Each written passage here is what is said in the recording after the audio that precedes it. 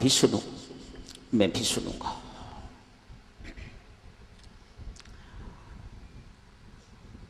महात्मा गांधी कहते हैं, जब मैं अंग्रेज़ों की चाल में फंस जाता हूँ तो मैं दो का सहारा लेता हूँ। एक तो अपनी माँ की गोद में जाता हूँ, दूसरी मैं अपने पिता का सहारा लेता हूँ। लोगों ने महात्मा जी से पूछा, आपके माता पिता तो कब के मर चुके हुए हैं, क्या स्वर्ग में आप जाते हो या वे आते हैं आपके पास? गांधी जी जवाब देते हैं, अरे नहीं भाई, जब मैं इस ब्रिटिश सरकार की चाल में फंस जाता हूँ तो मैं गीता माँ की गोद में जाता हूँ। आज माँ अपने दरबार में बिठा के तो अपनी ही चर्चा कर रही हैं, गीता माँ की चर्चा। जिस वक्त मैं बलहीन अपने आप को निर्बल मानता हूँ, लगता है मेरे अंदर ताकत नहीं रही, एग्जॉस्ट हो जाता हूँ, तो मैं पिता की गोद में जाता हूँ और मेरे पिता हैं राम नाम।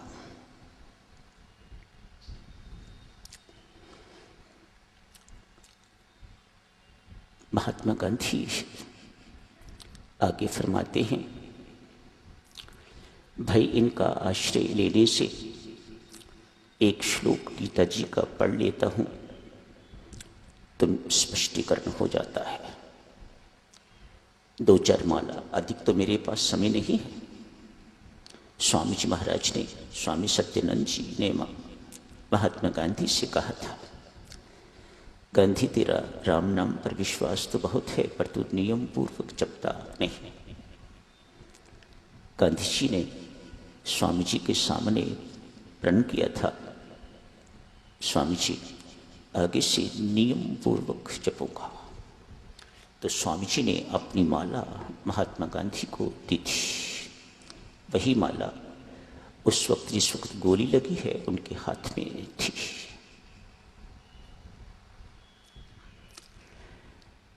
सन 1918-19 की बात है। महात्मा गांधी साबरमती आश्रम में थे।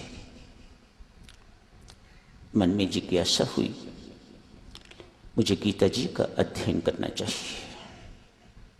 वह हिंदू ही क्या जिसने गीता जी एवं रामायण जी का स्वाध्याय नहीं किया।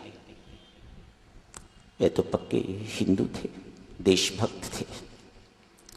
इसलिए मन में विचार आया कि मुझे गीता जी मूल ग्रंथ जो संस्कृत में है उसका अध्ययन करना चाहिए, पर मुझे संस्कृत आती नहीं। चर्चा का विषय बन गया, किनको आचार्य नियुक्त किया जाए गांधी जी को पढ़ाने के लिए। विनोबा जी ने इनको गीता जी पढ़ाने के लिए स्वीकृति दी थी, शर्त रखी, गांधी मैं तुम्हें गीता जी पढ़ाऊंगा, एक शर्त पर, कभी नागा नहीं करना, नियमित रूप से क्लासेस में आते रहना। गांधी जी एग्रीड, ठीक है विनोबा जी, ऐसे ही होगा। विनोबा जी ने पढ़ाना शुरू कर दिया। प्रथम अध्याय समाप्त हुआ। बड़ी अच्छी तरह से गांधी जी ने पढ़ा, समझा। युद्ध की तैयारी है, अर्जुन विषाद में चला गया है। दूसरे अध्याय में उसने शिष्यत्व स्वीकार कर लिया है, भगवान को गुरु मान लिया है, स्वयं शिष्य बन गया है। तभी इसी संबंध से ज्ञान का प्रवाह होता है, बहन भाई में नहीं होता। ये शास्त्र का सिद्धांत है। गुरु स्वीकार किया तो अब ज्ञान मिलेगा। 100 श्लोक गीता जी के पूरे हो गए हैं। गांधी जी ने एक बार भी नागा नहीं किया।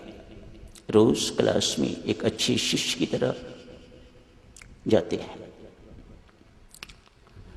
100 श्लोक पूरे हुए, स्थित प्रज्ञ के लक्षण शुरू हुए। पहला लक्षण, जो सर्व कामनाओं का, सब कामनाओं का त्याग कर देता है, अपने आप में भीतर संतुष्ट रहता है, जिसे आत्म संतोष है, ऐसे व्यक्ति की प्रज्ञा स्थिर प्रज्ञा, ऐसे को स्थिरमति कहा जाता है। ये लक्षण सुना और गांधी जी ने आना बंद कर दिया। गांधी जी आए नहीं, क्लासेस जारी रखी। एक महीना इसी प्रकार व्यतीत हो गया, गांधी जी आए नहीं। आज अचानक 1 महीने के बाद फिर आ गए। आचार्य का अधिकार है डांट लगाना। पूछा, इतने दिन आई क्यों नहीं? कहा, विनोबा जी, जो प्रथम लक्षण में पड़ा उसे जीवन में उतार रहा था। बड़ा कठिन काम है। गांधी जी कहते हैं बहुत कठिन काम है, पर कुछ मुझे सफलता मिली है, तो आज पुनः आगे बढ़ने के लिए आ गया हूं। भक्तजनों, बेशक गीता जी में भगवान श्री कहते हैं, जो गीता जी का पाठ सुनता है उसका भी कल्याण होगा। कब होगा ये भगवान नहीं कहते। कल्याण होगा सुनने मात्र से, श्रवण मात्र से। लेकिन आप अभी कल्याण चाहते हो, इसी जन्म में कल्याण चाहते हो, तो आपको उसके कुछ अंश अपने जीवन में उतारने होंगे। यहाँ भगवान की बात नहीं माननी, यहाँ शास्त्र की बात माननी है। मैं ठोक बजा के कहूँगा आपको, हर जगह पर भगवान की बात नहीं मानी जा सकती है, लेकिन किसी भी जगह पर शास्त्र की बात अस्वीकार नहीं